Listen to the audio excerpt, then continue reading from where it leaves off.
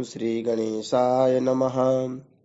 वागर्थाविव संपृक्तौ वागर्थ प्रतिपत्तये जगतः पितरौ वन्दे पार्वती परमेश्वरौ।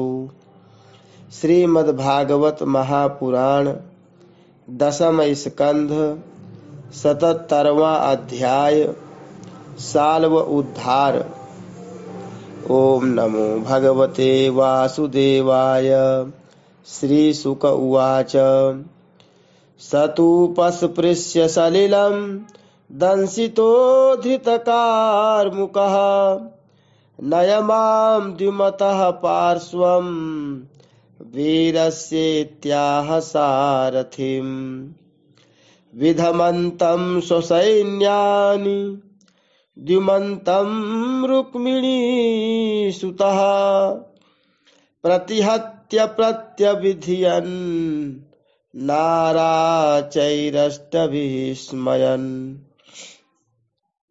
श्री सुखदेव जी कहते हैं, परीक्षित, अब प्रद्युम्न जी ने हाथ मुंह धोकर कवच पहनकर धनुष धारण किया और सारथी से कहा कि मुझे वीर द्युमान के पास फिर से ले चलो। उस समय द्युमान यादव सेना को तहस नहस कर रहा था। प्रद्युम्न जी ने उसके पास पहुंचकर उसे ऐसा करने से रोक दिया और मुस्कुराकर 8 बाण मारे। 4 बाणों से उसके 4 घोड़े और एक बाण से सारथी, धनुष, ध्वजा और उसका सिर काट डाला। इधर गद, सात्यकी, सांब आदि यदुवंशी वीर भी सालु की सेना का संहार करने लगे। सौभ विमान पर चढ़े हुए सैनिकों की गर्दनें कट जाती और वे समुद्र में गिर पड़ते। इस प्रकार यदुवंशी और सालु के सैनिक एक दूसरे पर प्रहार करते। बड़ा ही घमासान और भयंकर युद्ध हुआ और वह लगातार 27 दिनों तक चलता रहा। उन दिनों भगवान श्री कृष्ण धर्मराज युधिष्ठिर के बुलाने से इंद्रप्रस्थ गए हुए थे। राजसूय यज्ञ हो चुका था और शिशुपाल की भी मृत्यु हो गई थी। वहां भगवान श्री कृष्ण ने देखा कि बड़े भयंकर अपशकुन हो रहे हैं। तब उन्होंने कुरुवंश के बड़े बूढ़ों, ऋषि मुनियों, कुंती और पांडवों से अनुमति लेकर द्वारिका के लिए प्रस्थान किया। वे मन ही मन कहने लगे कि मैं पूज्य भाई बलराम जी के साथ यहाँ चला आया। अब शिशुपाल के पक्षपाती क्षत्रिय अवश्य ही द्वारका पर आक्रमण कर रहे होंगे। भगवान श्री कृष्ण ने द्वारका में पहुंचकर देखा कि सचमुच यादवों पर बड़ी विपत्ति आई है। तब उन्होंने बलराम जी को नगर की रक्षा के लिए नियुक्त कर दिया और सौभपति साल्व को देखकर अपने सारथी दारुक से कहा, दारुक, तुम शीघ्र से शीघ्र मेरा रथ साल्व के पास ले चलो। देखो, यह साल्व बड़ा मायावी है, तो भी तुम तनिक भी भय नहीं करना। भगवान की ऐसी आज्ञा पाकर दारुक रथ पर चढ़ गया और उसे साल्व की ओर ले चला। भगवान के रथ की ध्वजा गरुड़ चिन्ह से चिन्हित थी। उसे देखकर यदुवंशियों तथा साल्व की सेना के लोगों ने युद्ध भूमि में प्रवेश करते ही भगवान को पहचान लिया।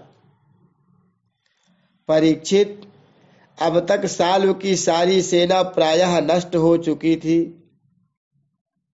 भगवान श्री कृष्ण को देखते ही उसने उनके सारथी पर एक बहुत बड़ी शक्ति चलाई। वह शक्ति बड़ा भयंकर शब्द करती हुई आकाश में बड़े वेग से चल रही थी और बहुत बड़े लूक के समान जान पड़ती थी।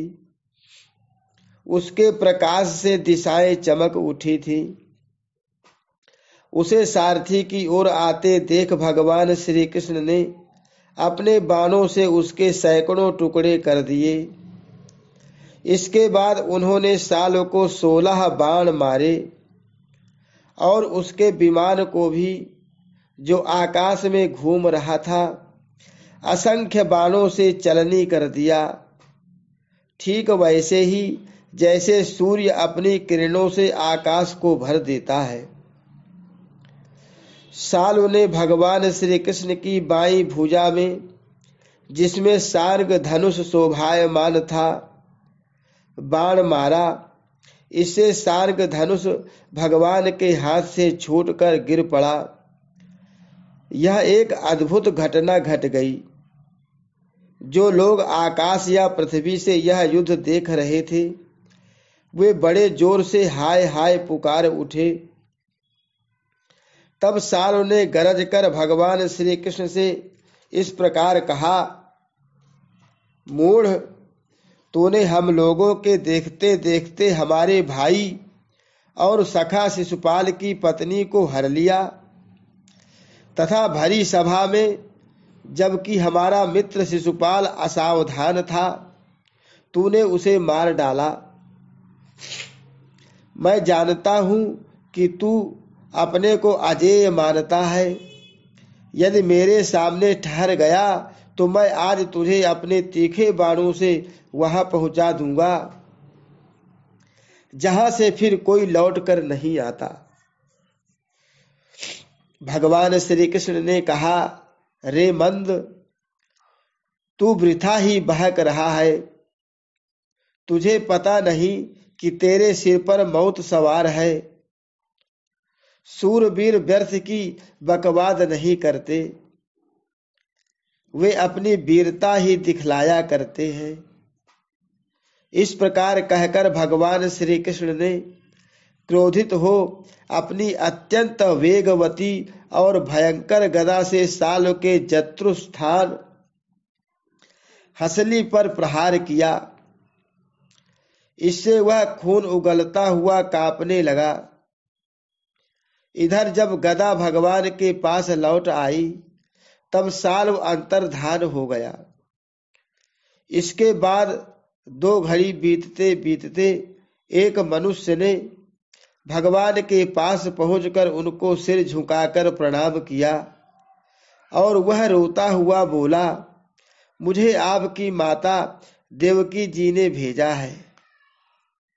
उन्होंने कहा है कि अपने पिता के प्रति अत्यंत प्रेम रखने वाले महाबाहु श्री कृष्ण साल्व तुम्हारे पिता को उसी प्रकार बांध कर ले गया है जैसे कोई कसाई पशु को बांध कर ले जाए।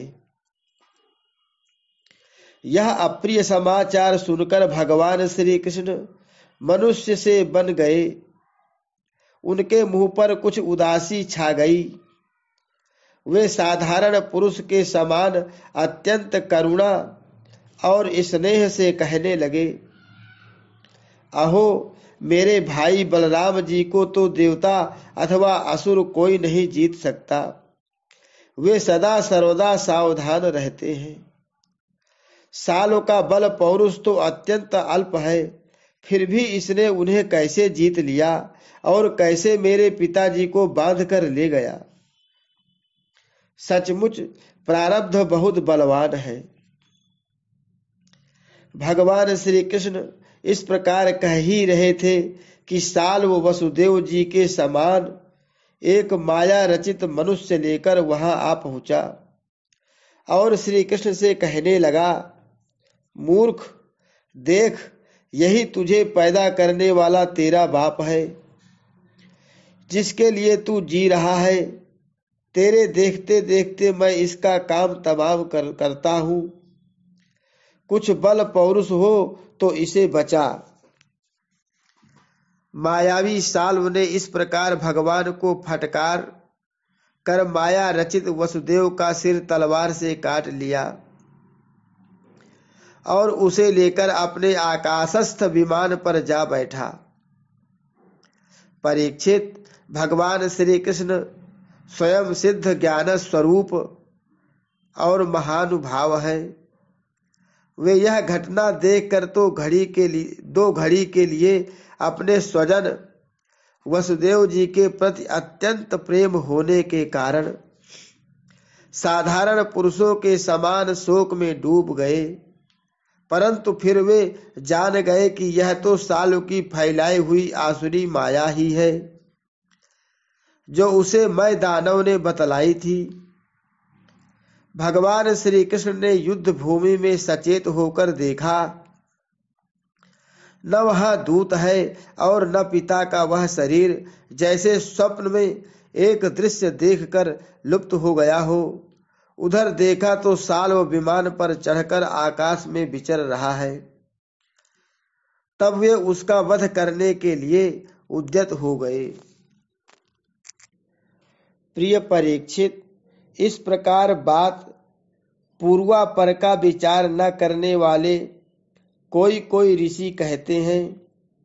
अवश्य ही वे इस बात को भूल जाते हैं कि श्री कृष्ण के संबंध में ऐसा कहना उन्हीं के वचनों के विपरीत है। कहाँ अज्ञानियों में रहने वाले शोक, मोह, स्नेह और भय तथा कहाँ वे परिपूर्ण भगवान श्री कृष्ण जिनका ज्ञान, विज्ञान और ऐश्वर्य अखंडित है, एक रस है। भला उनमें वैसे भावों की संभावना ही कहाँ है। बड़े बड़े ऋषि मुनि भगवान श्री कृष्ण के चरण कमलों की सेवा करके आत्मविद्या का भली भांति संपादन करते हैं और उसके द्वारा शरीर आदि में आत्मबुद्धि रूप अनादि अज्ञान को मिटा डालते हैं तथा आत्म संबंधी अनंत ऐश्वर्य प्राप्त करते हैं। उन संतों के परम गति स्वरूप भगवान श्री कृष्ण में भला मोह कैसे हो सकता है। अब साल्व भगवान श्री कृष्ण पर बड़े उत्साह और वेग से शस्त्रों की वर्षा करने लगा था। अमोघ शक्ति भगवान श्री कृष्ण ने भी अपने बाणों से साल्व को घायल कर दिया और उसके कवच, धनुष तथा सिर की मणि को छिन्न भिन्न कर दिया। साथ ही गदा की चोट से उसके विमान को भी जर्जर कर दिया।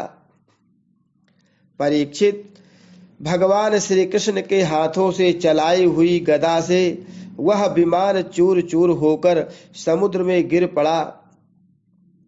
गिरने के पहले ही साल्व हाथ में गदा लेकर धरती पर कूद पड़ा और सावधान होकर बड़े वेग से भगवान श्री कृष्ण की ओर झपटा। साल्व को आक्रमण करते देख उन्होंने भाले से गदा के साथ उसका हाथ काट गिराया। फिर उसे मार डालने के लिए उन्होंने प्रलयकालीन सूर्य के समान तेजस्वी और अत्यंत अद्भुत सुदर्शन चक्र धारण कर लिया। उस समय उनकी ऐसी शोभा हो रही थी मानो सूर्य के साथ उदयाचल शोभायमान हो। भगवान श्री कृष्ण ने उस चक्र से परम मायावी साल्व का कुंडल, किरीट सहित सिर धड़ से अलग कर दिया। ठीक वैसे ही जैसे इंद्र ने वज्र से वृत्रासुर का सिर काट डाला था। उस समय साल्व के सैनिक अत्यंत दुख से हाय हाय चिल्ला उठे।